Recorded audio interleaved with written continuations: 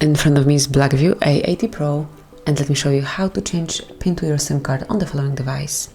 So first of all, you need to reach the settings, then find and select security and location, and here go to the advanced. Then select SIM card lock, and here you can smoothly change it by tapping on change SIM PIN. At first you need to provide the old one, in my case it's 2580, click on OK then, and now it's time to enter your new PIN.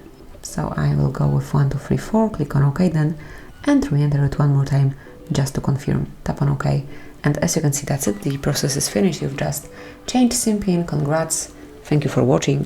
Please subscribe, leave the thumbs up.